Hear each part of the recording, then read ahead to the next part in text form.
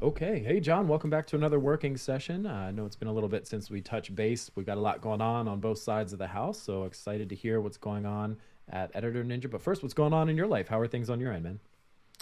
Oh man, good to see you, James. Things are busy. Things are really busy. We've got a lot going on. I'm hiring a bunch of people. I'm hiring people at both companies.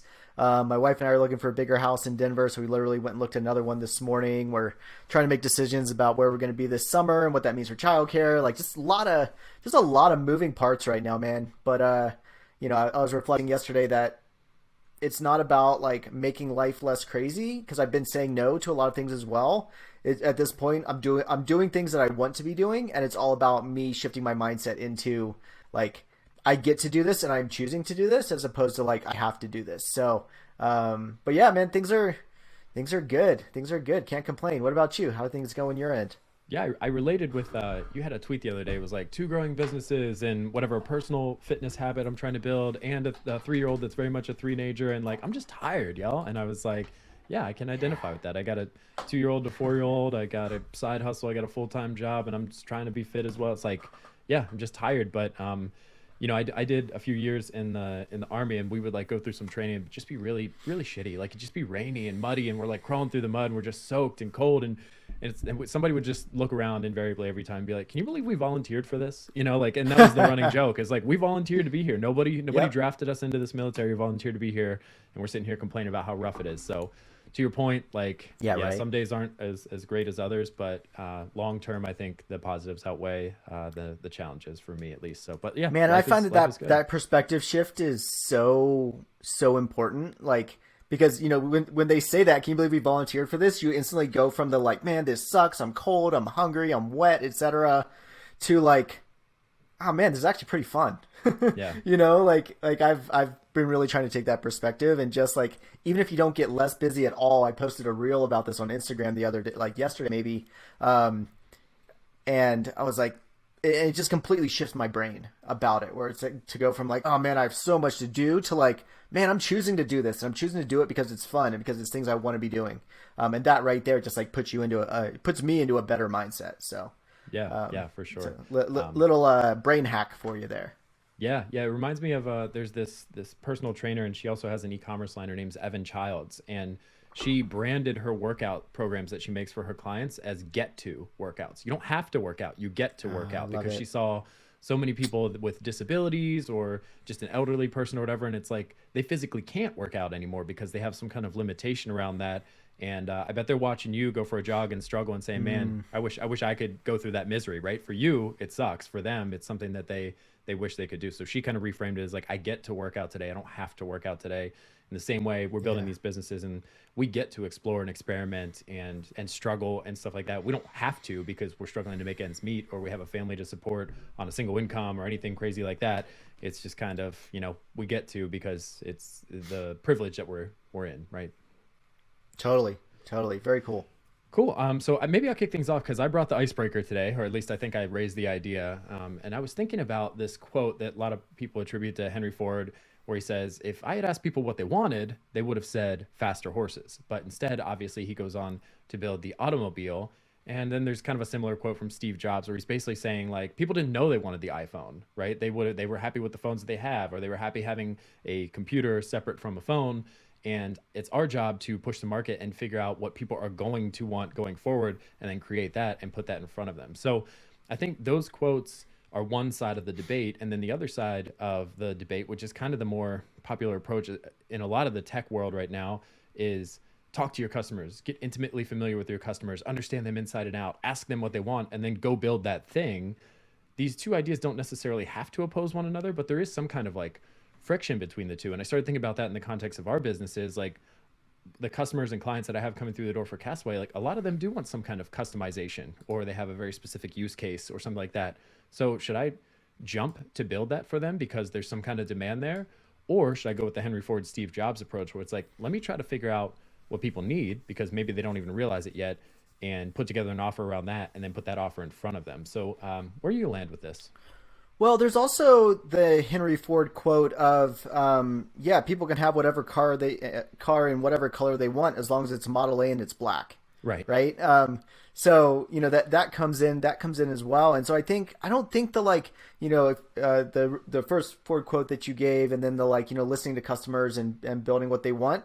I actually don't think those are opposed at all, because Ford's was like, I mean, he knew that it was a better way, right? So like building a car was a better way than horses, right? It was like a lockstep change. Neither of us is doing a lockstep change. We're doing an improvement on an existing process, right? And some of it's like a little bit of a new process, but like we're not pioneering like content editing or content promotion or that repurposing, like that kind of thing. But I think what Ford was really getting down to, and what Jobs kind of got down to, is what is the thing that they actually want to accomplish, and how do we show them that what we're doing is accomplishing that in a better way that they may not have even thought about before, right? So for like Editor Ninja, it could be like I talked to a lot of agencies that they're like, oh, we have in-house editors, right? Oh, we just hired 2 full-time in-house editors. I talked to one agency recently that said that, and I'm like, and they're making like 50, 55 a year, something like that. So you literally have 6 figures in payroll for editing a year. Like with Editor Ninja, that would be like, they're producing 100,000 words a month, 200,000 words a month, something like that. Even at 200,000 words a month, they could still save 60+% by using Editor Ninja over hiring full-time editors. I think part of it is like showing them how what we're doing is better than the way that they've currently been trying to do it. And so, they all want to like customize something or whatever, but like, hey, but you said you wanted to accomplish X, Y, and Z, right? Car, you said you wanted to get, to your whatever summer home in the English countryside. You can get there on a horse. It's going to take you 3 days, but if you have a car, it's going to take you, 5 hours, right? So how is what we're doing not accomplishing that ultimate goal, right?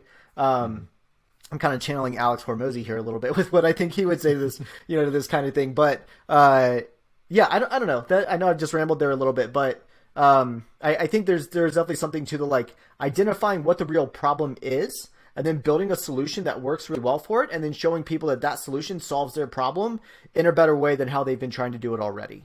And so like all these other customizations that they want, like I hear you.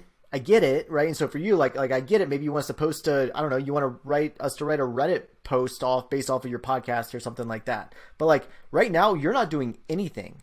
Like you're not doing any sort of podcast repurposing, any sort of content repurposing. So let's start there before we get fancy, right? Model then modify. Like let's run this thing. Let's see the results, and then then let's talk about like what other things we could do and what that would look like, what that would cost. You figure out the fulfillment, that kind of thing. But I don't know. What's your take on these? First of all, why is this the icebreaker that you wanted to bring up? What context did you hear this in, and what did it make you think about? Yeah, I think it's like a lot of the sales conversations that I'm having are, hey, I love the package that you've laid out, but I don't need this. Like I have a content team that's already converting things into blog posts, so I don't need that part. Can you just carve that out for me? Or I love that you do Twitter threads, but we don't really use Twitter, so can I substitute something else in? Can you carve that out? Whatever. Even down to the point where like we use Pinterest and LinkedIn and one other platform. We don't need Twitter or Instagram, right? So it's like just these little minutia, like details that you get into where it's a use case specific to that client. How much do you want to accommodate that, right? Because if this was my primary thing, then I might be more inclined to build a full service agency that is a podcast growth advisory firm, right? Or something like that. And everything is bespoke. And I hire very talented marketers to come in and work with you on an account basis. And we're going to specifically try to grow your show and get creative around that. And then those customizations make a lot more sense. But as a nights and weekends pursuit, this has to be a productized service where 80% of the time or more, it's run the exact same way over and over and over again.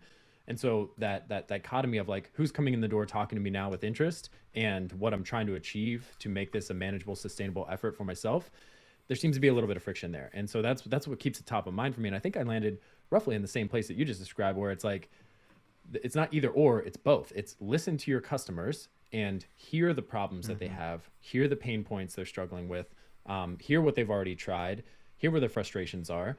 But your role as the entrepreneur is to find the creative solution that best addresses those needs as they're extrapolated across hundreds of conversations, ideally thousands, whatever. Like you run a survey. So you see the trends, you see the commonalities, you see the shared frustrations, you put together something that you think addresses that. Because frankly, that's your skill set, right? That's where you add the value. If you weren't the one uniquely qualified to do that, they would have already found someone else who has done it, or they'd be doing it themselves. And so I think I land where you kind of have to do both. You listen, you be empathetic, you be understanding, and then you take all that data, you process it through your analytical brain, you put together a solution that works for 80% of those folks or more, and you put that in front of them and say, here's what we have to offer, right? And I think that's the best Right. way, at least for me, to stay out of the full service agency realm and still, Yeah. meet the needs of the vast majority of folks who are landing on the site and coming through the door. Well, for Castaway specifically, I wonder if there's a like, well, early on it makes a ton of sense to say like we do this, we repurpose this type of media into these types of things onto these channels, and this is how it looks, and these are the results that we get, right? Um, but I think there is something to that, and maybe you're not there yet. And I think what you just said about the 80%, 80% of people is great. But it might be worth considering. And we were just talking before we started about like Andrew Chen's book, The Cold Start Problem, which I think would be really interesting for you to listen to and read. But I think at some point it would make sense for you to go to like we will repurpose this is what like Repurpose House does. I think like we will repurpose sorry to mention a competitor. We will repurpose your content, to up to 3 social media channels, right? Yeah. This many pieces per month, up to this, or per week, up to this many social media channels, right? So like pick 3, like you can't and if you want 6, we can talk about that. We can do it on the 6 channels, right? But like pick 3, and we do Twitter, we do Facebook, we do Pinterest, we do Instagram, we do Reddit. I don't know, right? Pick 3 of the 5. And then like per channel, if they want to add on, well, we want to do all 5. Okay, cool. Here's what it looks like per additional channel, right? So this is what your package looks like. And so instead of like defining the like where people are promoting, it's letting them choose where they want it to be promoted, and your process is built out around each one of those. Yeah. I think that makes a lot of sense. I think that's kind of where we're at right now, in the sense that like I just dictate the assets you get. The package includes the asset. So you get Yep. if you record video, you get your podcast converted to a full length YouTube video. You get it converted to a Yep. blog post. You get it to half a dozen written individual posts, which are ideal for like LinkedIn or Facebook, right? They're multi-paragraph. And then you get little bite-sized tweets, and then you get video clips or audio clips, depending on what you record, and they come in square, portrait, and landscape.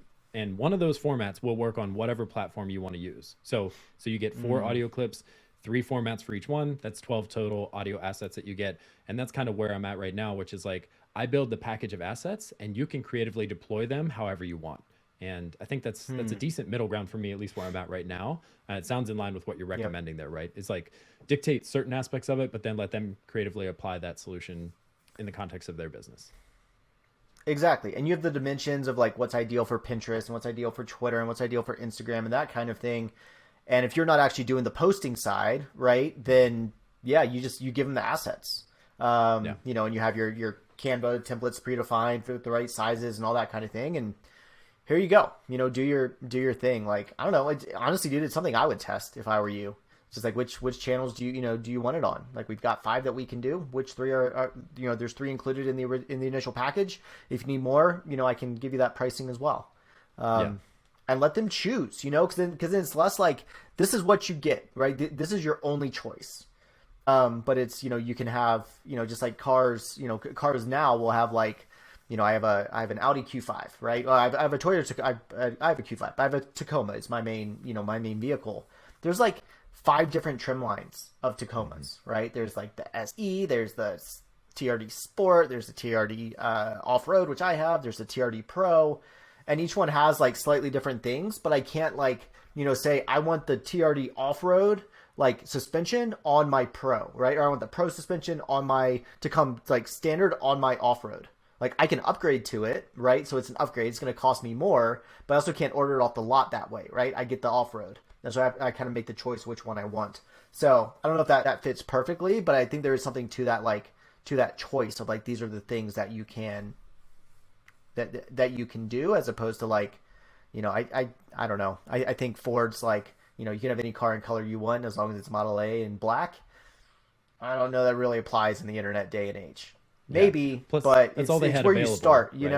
Yeah, Yeah, it's what they that's had. all they Exactly. And had. it was, and like they had all these like production issues and all that. They had to do it. But yeah, in this day and age with software, I think it's a little bit different. But and also they didn't Yeah. stay there. They started there and it let them scale. They were the first ones to really scale up manufacturing. If I'm like in the U.S., if I'm correct, so Hmm. they pioneered a lot of like operations and manufacturing capacity, like and systems. That a lot of other companies have followed. So that didn't exist. Versus like we have tools like Canva that can go and create templates and different all these different sizes very easily. So Yeah. Yeah. I don't know. Cool. Yeah.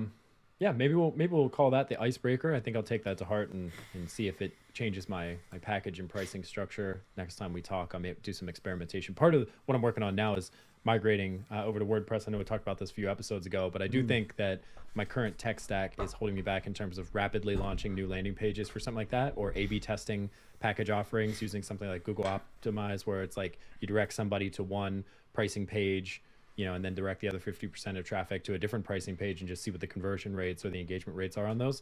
Again, being held back by tech. So at this point, making the call to jump over there. And that might be Hmm. the gate that has to open up for me to start experimenting more with stuff like that. But yeah, I'd love to hear the Editor Ninja update from the last week or so, man. What's going on your end? Um, yeah, I well, first of all, it's exciting about WordPress. I'll be interested to hear if you're building it out or someone else is doing it for you. But on the Editor Ninja side, man, there's been a lot going on, and I've it's feeling like it's starting to require more of my time. Like I've just a couple updates. Number one is on the operations side. So I mentioned the cold start problem by Andrew Chin already, but I was listening to it this morning on my walk, and he was talking about Travis Kalanick, founder of former CEO of Uber, was talking about like basically Andrew's talking about how they like hacked networks, get to like the network creation. And Travis had a really interesting like quote where it was product is slow, operations is fast. And so it really made me think like it is slow building product. Like I've been building product for years now, right? We built out our whole like custom system at Credo, and it can take like month, 6 weeks, 4, 6, 8 weeks if you're lucky from like ideation of a thing to it actually getting live, right? That's a couple months of time versus like I had someone that wanted to buy just like a chunk of words from Editor Ninja, right, to kind of use over time because they didn't like how like what they were paying for in the subscription didn't roll over, et cetera, et cetera. And part of me is like too bad, but also I'm like, that's interesting. Like maybe there is a like let's get them into like chunks of words, but also charge them more like per word than they'd be paying on the subscription, and and then like they might be like, oh, it doesn't make sense. So I'm like, well, like, oh, it's too much per word. Well, that's what you get on the subscription, right? So like you kind of get to choose. But I don't have the infrastructure built in for like tracking, this person bought 50,000 words and tracking against that budget and that kind of thing. But who cares? I can use a Google Sheet, and every week I can have a VA go in and see how many words they did over the past week, what their like balance is, email that to them, and when they get like to 2,000 words or below, then ask them if they want to renew, right? If they want to top back up. So like I don't need to build it into the product, but this is making me realize, and I've already realized it before, but these businesses are just they're process businesses, man. Like we build the system, and we don't necessarily have to build it. Like I'm a technologist, I like to build things into the system, but I'm really trying to not build things into the system before I've sold it and before I've figured out like the sales process and honestly the delivery process. And then once we know what that looks like and what they need, right? Like maybe they don't care weekly about what their like balance is, so we wouldn't need to build that in. Or maybe they care about it a lot and they're asking for updates like 3 times a week, in which case maybe it's like a running thing and they see that like a live view into their balance. I don't know, but it's really interesting that like this is our like operations. This is the operational challenge of this business, and so just being early days, it's just such a like a cluster of like, or just a combination balance of operations, sales, marketing, delivery, hiring, etc. Yeah. So anyways, that was an interesting like realization that like, and just a good reminder that like operations is fast, product is slow. Figure out the operations first and then build the software to automate it, right? Especially early on. Yeah, Don't I think build it's a good something first example of what before we you know what you talked should build. about too, right? Like we just talked about, do you build something that customers are banging down your door for, or do you listen to Yeah. that and kind of think critically? Maybe you come to the same conclusion. Like you very easily could have hired a developer to start building out that different billing system, and then, figured a way to Yep. get certain customers to funnel into that versus your existing pricing model. But like the Right. minimum viable step is to open up a Google Sheet and run with that, because you don't know if that customer is going to stick around for 30 days or 60 days or 6 years. Like you don't know. There's somewhere in between there. So Exactly. I think that's a Yep. great example of like, don't just blindly build what customers want. Listen to them, Right. find some way to test it with minimal overhead or risk. And then if it's sustainable and if it's predictable, then maybe think about building that into the product or the experience. Totally. Yeah, absolutely, man. And what this has like led me to kind of think about as well is I've been thinking about doing kind of a pay as you go option, where like you can already submit a single doc or you can subscribe, though you have to do a demo call first. And at some point I'll probably make that self-serve. But I haven't created that like, basically free account, right? That then you like upload content and, get charged for that, pay per doc or whatever. And I'd probably do some sort of like, submit your doc here, no login, et cetera. It comes back to you via email, or just create an account, right? Because that's a better experience. It gets them into the system and you get content for, you get it edited for 10% less or something like that, just give them a reason to actually like create an account. But I haven't like had someone really looking for that yet. So I haven't created that free account level yet. But if this person comes in and they're like, yeah, we want to buy, 50,000 words, here's whatever, X, low four figures, for that. And then they're going to need basically a free account, to be able to do that within the system. So then that'll be the purpose. We're like, all right, I got $1,500, like, paid. So that, that makes it worth it to go build it. So, once again, it's the like not building stuff before you need to, because otherwise we can build anything, right? You end up building a lot of stuff that isn't even used and you get all this tech debt and features that aren't used and that kind of thing. So, Yeah. yeah. On the marketing side, there's been a lot marketing and sales side, there's been a lot going on. I've created a number of new blog posts, kind of got that content engine back on track. I've been thinking about hiring someone to write for us, just kind of cranking out, content, especially like templated, content that I've been executing on so far. I would still do like the thought leadership type stuff, but someone just to write the more like standard, X term versus Y term, like sort of stuff, right? In-house versus in-house, that kind of thing. Like, I like that I've created a bunch of that already and it's working and it's driving traffic, etc. But like I'm going to try to hire someone for that earlier than I ever did at Credo to create content. I've also done quite a few demo calls, and gotten some really good like kind of feedback from people. I've got a couple people on the bubble to, converting into being customers. I've got a new editor starting this coming Monday as well. So like we're starting to, scale up there. That'll put us at 3 editors with a fourth like already in the queue as well. So that's awesome. And then I've also been doing 2 things that have worked for me recently. One is I've been reaching out to agencies. Friends that run agencies, honestly, my agency customers at Credo, just being like, hey, can you connect me with your head content person that also does editing so I can just learn how you do it, right? And that's been really good. I've just learned a ton around like agency processes and such around content creation and editing and that kind of thing. And I'm starting to formulate like how I pitch it, how I pitch Editor Ninja as a bonus to them, or a better way of doing things that we were talking about at the start.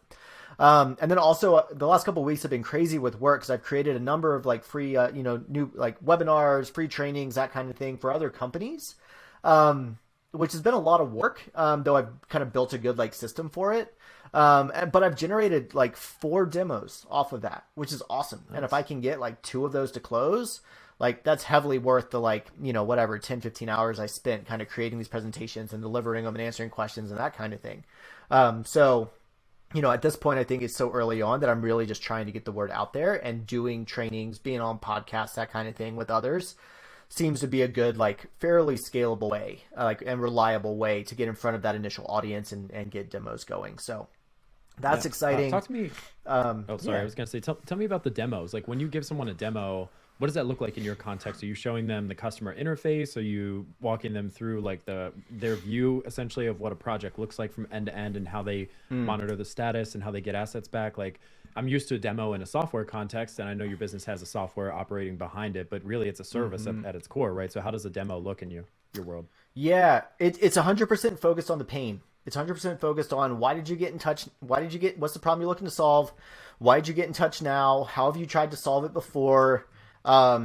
what would you expect from a service like this, that kind of thing. So some of it's learning, but also just getting them to state specifically what it is that they're looking to do. And then I can frame the pitch, the service pitch around and what we do around that as well, and show them how it directly solves those, 2 to 3 problems, or just solves the problem overall because they've tried it 4 different ways and it was expensive or freelancers weren't reliable, like that kind of thing. I can just show them that like we take care of all of that. So like I don't need to go into the full pitch of like we take care, like you don't have to worry about 1099s, you have to worry about performance management, you don't have to worry about custom payments, like all that sort of stuff. Some people care about that, most don't. Most is just that like, I can't retain editors. Well, now you can easily. Yeah, it's all around that. I don't even show them the software, honestly, unless they ask about it. I just say, the process is, supported by our simple workflow software where you submit a document and then basically you watch the magic happen and an editor works on it. It comes back to you and you get your original document back. You get a document with edits. You can get one that's ready to publish if you just want to copy, paste, and publish it and don't want to change anything that the editor recommended. And people are like, oh, that's cool. And how quickly do you do that? And I tell them, and often that's like, then their mind is blown because they're used to working with an editor that's like, yeah, I'll get this blog post back to you in a week. And I'm like, right. No, you'll have it back in 24 hours. And they're like, what? So I really try to like get those like mind-blowing moments. So it's 100% built around, I use Dan Martell's Rocket Demo kind of framework. And it's 100% focused around their pains. And then I can focus my pitch on how we solve those pains and problems.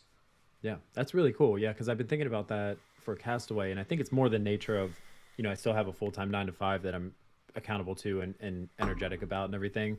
But I'm trying to like intentionally avoid face-to-face sales conversations, like not that I don't like them, but they're disruptive scheduling wise with everything I've got going on during the middle of the day, and then evenings usually aren't open for everybody else. So it's like what I'm trying to do is if my website can't answer those questions proactively, I need to go work on the website right now in this season of my life.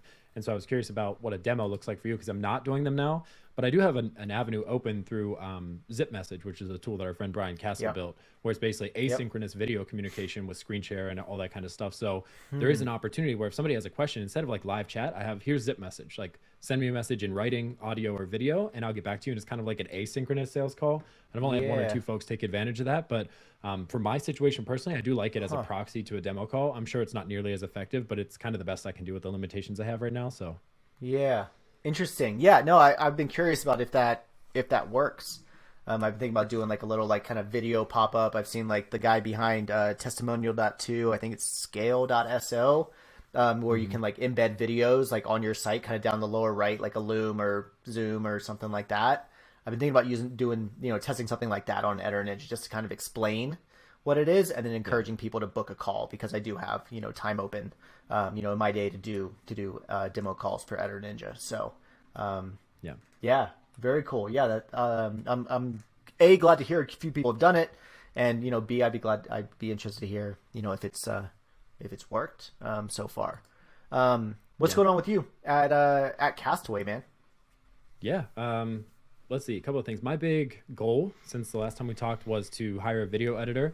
I put that application on a popular marketplace called onlinejobs.ph for hiring workers out of the Philippines. Incredible concentration of design and creative talent there in my experience. Graphic design, video editing, even audio editing, all kinds of things, copywriters, lots of creative folks in there. And I've gotten over 70 applications to the role that I listed. Most of them weren't totally qualified. I would say like 40 are kind of like they've edited YouTube videos in the past, or they've done 60-second ads for like physical products. And, they might have transferable skills, but they didn't have specific like situational expertise in what I was looking for. And I'm not at a place right now where I can like train somebody that knows how to do one thing into the video editing world to do what we're looking for. That's not a task I want to take on. So I'm looking for really specific skills and expertise. But I would say of the 70, probably like 25 were folks that I would consider, and there are 5 like real all-stars that I'm going to move forward into a paid test project with. And I'd love your feedback on this. I'm thinking what I'll do is I'll give them the exact same raw materials, the exact same like Google Doc with guidance, the exact same timeline, and the exact same pay. And then I'll just weigh all those assets against one another and determine who I think did it better in terms of not just creative execution, but they're going to come up with the strategy on their own, their communication throughout the project, their delivery timelines, were they on time, all that kind of stuff. Can they follow directions and deliver things in the right dimensions and color grading and all that kind of stuff. Like basically give them all the same constraints and just see who produces the best asset with the least amount of guidance and observation needed. But curious on your take on that. Would you give them unique projects or something like that as a substitute? I like the idea of doing the same project, simply because then it really, it's not like, because as you've said, each project and like piece of content kind of has its own thing to it, right? Everything's like a little bit different. Like, oh, the lighting's a little bit off, or the sound's a little bit off, like that kind of thing. So if you give them all the same piece, then then you can really see. Then it takes that out of the equation, and it's all about the quality of the work. Then, as you said, communication and all of that as well. I think that's awesome. I don't think I'd do it any differently, honestly. I've done that with writers and such before at Credo and other places. So, no, I think that's great. And that's awesome. 25 candidates and 5 that are like rock stars? That's awesome. There's a little more waste to that approach just because you're having 5 people edit the exact same clip. So like originally I was like, I'll give each one a different clip, and then I actually get a client asset out of that. So I can go ahead and just because I'm paying them. So it's fine to use their work, right? Or whatever. So I would go ahead and give those to 5 unique clients or 5 assets to the same client. But if I have everybody do the exact same piece, then I just have 5 versions of that piece. That's not as much utility. But in this context, I mean, it's a limited scope type of thing. And I'm really trying to find somebody that I can put on, they're effectively going to be full time. I mean, because of the conversion rates and where currency and trades are at right now, they'll basically be full time for me. So I want to make the right choice here, and I want to give somebody a long term opportunity. So I really want to like go the extra mile to find the right person. So the goal is to hire maybe 1 or even 2 of those folks, and then that frees me up to go on a sales push because I've solved kind of that marketplace, that operational side that you were talking about earlier, where it's like, a little bit, not solve forever, but that opens me up to take on a handful of additional clients on the next day. So, Well, it's the hard side as well. And I was thinking about productized services today and how to really make these work, you have to have some, like either a cheat code, like an end to one side, or you have a good process for recruiting like the more difficult side. So for Uber, it was drivers, right? For you, it's like your various, content like creators and repurposers and editors and that kind of thing. For me, it's, copy editors, etc. And so if you can figure out, it's not necessarily that you need a cheat code to like you have access to a huge network, but like if you can find great people out of, the Philippines on online jobs at PH, and you have a process for like vetting them, getting to know them, hiring them, they're more affordable than people in the US, etc. That just sets you up to scale right there. So that's awesome, man. Super cool. Yeah. Really excited about that. I think that's where a lot of the heavy lifting has been on the operational side. It doesn't sound like much, but like reviewing 70 applications and giving everybody an honest look in terms of looking at their portfolio, checking out their resume, reading whatever cover letter they sent over, or just kind of like introductory paragraph, like that all takes time. And, then going engaging in back and forth to see what they're interested in, what they're available for. Some folks were only available for freelance, some were open to full time, and when they can start, and then just organizing those test projects. All that administrative stuff adds up to a lot of time. So that's been the bulk of the work. And then of course I'm still in a little bit of the delivery side of things for client work for certain assets, which is why I'm hiring to try to get out of that. But I think by the next time we talk, I should be more involved on the marketing side of things and trying to drum up more demand after hiring these folks. So I think my intuition is to kind of use the same playbook you're running, where I'll go to podcast production agencies or hosting platforms or something like that and offer to either be an add-on service for them, an affiliate referral partner for them, or white label my service for them. So they never even see Castaway. They're working on the production assets. They upsell somebody into a promotion package, and we run behind the scenes and deliver all those assets. So I think that's where I would start. But a couple other ideas I have that I think are going to take longer to pay off would be obviously content marketing and SEO. I have this idea for like an email newsletter that's basically one B2B podcast summarized per week. I'm calling it highlights for now. And we could use some video assets behind that, but I'm kind of thinking that would be like a destination newsletter, like the Hustle or Morning Brew or something like that. It's like if you're into B2B podcasts, but you don't have time to listen to them all, we pick a new one and we summarize it in Cliff Notes every single week.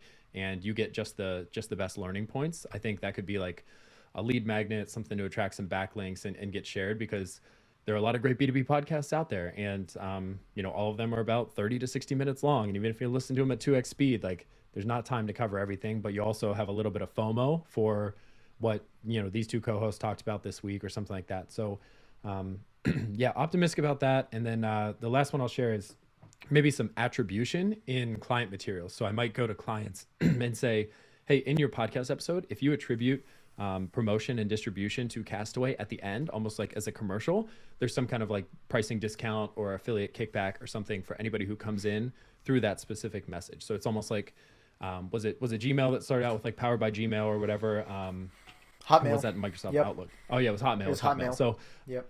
yeah, so something like that, some virality there where it's like, hey, I like this podcast. At the end, they give attribution to Castaway. I've seen their clips on social media, or maybe on the actual video clip. If you're willing to let us have the last 3 seconds to say produced by Castaway, check us out at trycastaway.com. Then there's some kind of pricing discount or consideration that's given there. So I think that could work. I don't know how many people actually go for it because everybody wants their own stuff to be branded accordingly. But yeah, I'm going to test a couple of things here in the next month or so, and hopefully we'll find a channel that's sustainable and ideally scalable as well over time. Right. Yeah, I think that's an interesting one. I was just thinking about that as well. Like before you even started talking about it, that you could do, yeah, like do a one episode for get an extra episode a month, right? If we can, on that episode, we get 5 episodes for the price of 4. On the 5th episode, we get to pitch Castaway at the end, something like that, Yeah. right?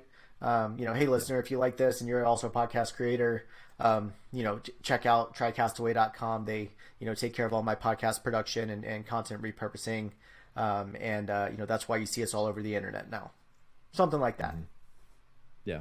Yeah. I'm hopeful that at least a couple folks will go for it because I already know some shows that at the end, they're like, hey, this show is made possible by sponsor A, sponsor B. Our intro music was provided by band name, that kind of thing. Podcast editing is done by, Hatch or whoever. Like they already kind of give those call outs. And I'm guessing those organizations either have a copyright in the case of the intro music, or they're using the same strategy I am, where it's like there's some kind of an incentive if you reference us at the end of your show and just kind of give us attribution for some of the production and promotion pieces, and then we'll cut the price, we'll give you an extra episode, whatever makes sense. So probably some discovery calls for customers to.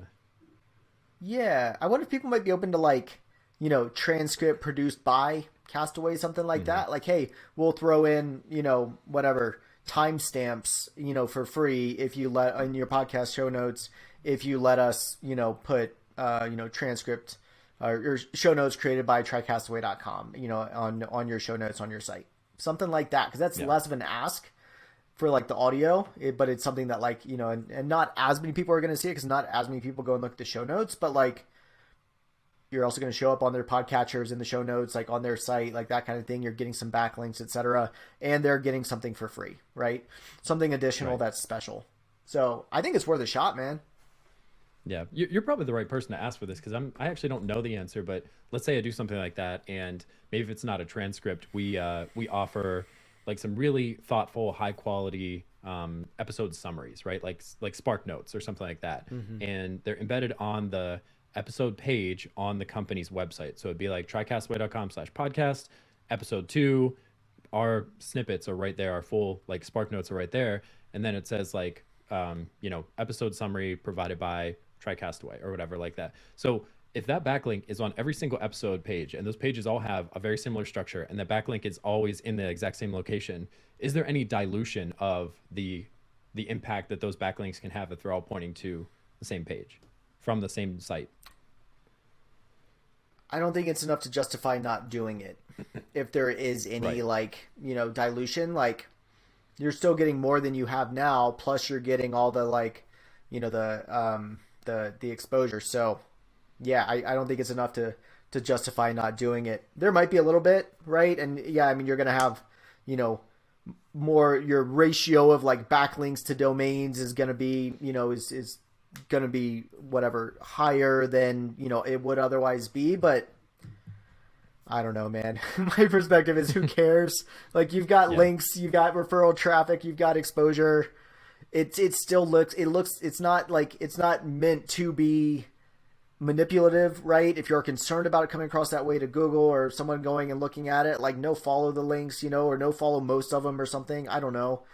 I wouldn't worry about it, honestly. I just focus on getting your like name on there as much as you can.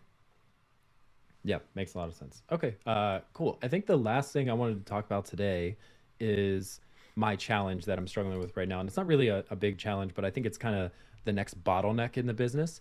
And that's around like editorial leadership. And so I think you've got this solved. If I remember correctly, you took an editor from the Credo side of the house or someone on your Credo team, and they're basically like lead editor or something like that. And they're kind of the project manager, QA person. Don't let me mischaracterize the situation of your business. This is all going from memory, and I'm not known for my memory, but I'm kind of struggling with the same thing where it's like my main input right now is I go through each episode and I identify the most compelling clips that need to be converted into audiograms or video clips for the client.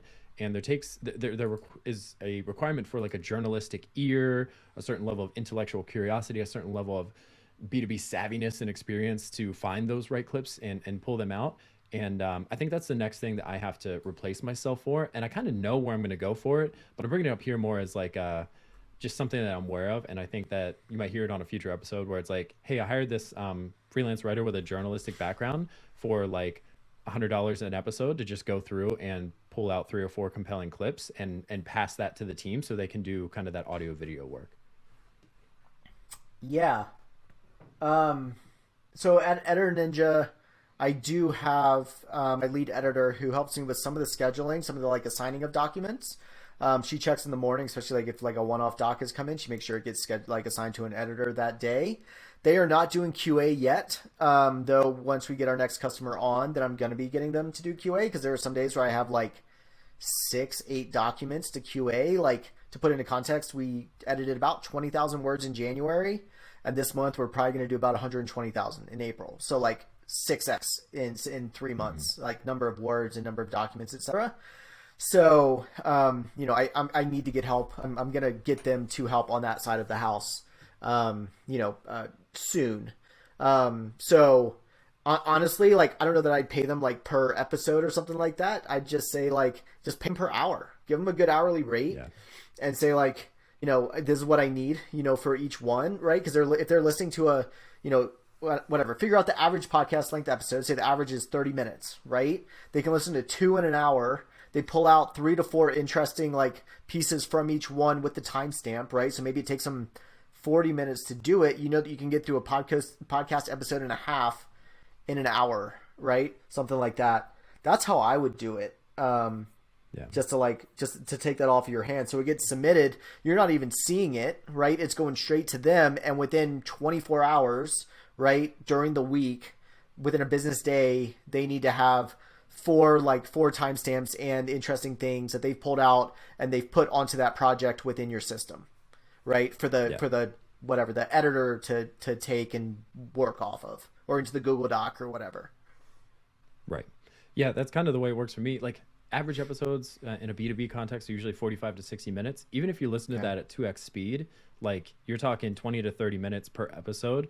And sometimes you have to like pause and go back and listen to a statement again because you're not sure if you caught it right, or like you have to earmark one and then listen to the rest of the episode to see if that one, makes it through the filter to actually go to production because it's kind of interesting, but it might not be the most interesting. So there is a little time, but I do think you could probably do 2 episodes an hour or something like that for an average length. And yeah, maybe it makes sense to just pay somebody hourly and just say, I'll send you an episode whenever I have one. And if you could do like in the next 24 to 48 hours, you can make the clips and we pass it to the team and that kind of thing. Then I think that would work out. But yeah, that's one of the things where it's like, it's something that right now on the team that we currently have, I'm the only one that's uniquely qualified to do it from what I understand. So it's like I don't want to be the only person who can do it because that's risky, and I don't want to be the bottleneck because it's my nights and weekends after I've worked a full-time day job and after I put my kids to bed and try to be a dad and a spouse. It's like that's not my best brain power either, so it's like it probably makes sense to have some support there, even if it's just for vacations and things like that, or just plugging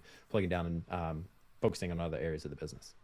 Yeah, exactly. Yeah. And I would just say the sooner you can make this thing that you so far are the only one doing, like you're not the only one that is qualified in this world to do it, right? So like you can Right. also build it into a process and you can teach someone that process. Because the sooner you can get out of doing that, especially if it's like process work that has to be done every day, then you can. And you may have to, yeah, subsidize that, like, kind of the hard side of the network, right? I guarantee, just so you know, I guarantee my editors that are on board a certain amount of income every week, regardless of whether we have that work or not. So they get paid like base amount per week, or the amount that they've made from all the editing that they've done, whichever is greater. So that makes it easy to get editors on board, right? So you could just say like, hey, I'm guaranteeing you 5 hours a week. I'm guaranteeing you $100 a week, right? To have those 5 hours available. So, and then like use it or not, but you have that person there for if you need it, and then you can, scale up. And also hiring that first one is the hardest one to hire. So like you hire the first one, they have 5 hours, they can maybe go to 10, and then you need 20 hours. You've got the process and you've got the hiring process, and you can also ask them if they know anyone that could, that could do it with them as well. And so then, it's just creating that initial process is always the hardest part. And then from there, it becomes a matter of operating. So. Right. Yeah, that's a power play, man. That's what I'm gonna have to do with the video editor, just because they're all looking kind of for full-time employment, and it's gonna be a certain amount. Everyone, they're basically gonna be on salary for the most part, but the salary is much more manageable because of the currency conversion. But offering somebody like stable income and then saying everything you do above and beyond that is gravy. That's a power play. I think that could be guarantee you $500 a month, right? Something like that. I mean, that's half of like a good like video editor in the Philippines or whatever, right? So like, that's it's it's subsidizing the hard side. It's what Uber did with their drivers, right? And it's betting on yourself, as you said. Right. Yeah, you're forcing yourself to go out and hunt basically and find the demand, or else you're forking that over and it's eating into your margin. So that's right. Cool, man. Well, I think maybe that's a good place to bring this one in for a landing. Usually we call out, subscribe wherever you're listening. You're already listening to the show. We're probably available to subscribe on whatever platform you're listening on. Details are at workingsessions.fm. And maybe I just want to draw some attention to the Ask a Question feature in the primary navigation there at workingsessions.fm, because I'd love to have some of these icebreakers be brought to us by the listeners and the rest of the community out there online in the B2B tech entrepreneurship world. So yeah, if you want to submit a question, you can do it on camera, audio only, or just send it in writing, and maybe we'll cover it on a future episode. Awesome. Yeah. Workingsessions.fm. James, good to see you as always. And this episode is brought to you by trycastaway.com. If you need podcast repurposing, Castaway takes care of producing this podcast as well. So it's a great tool. So highly recommend it. Go talk to James. He's a good dude, as you can tell. Very, very gracious of you. Thank you so much. All right, John, we'll talk to you soon, man. You bet, James. See ya.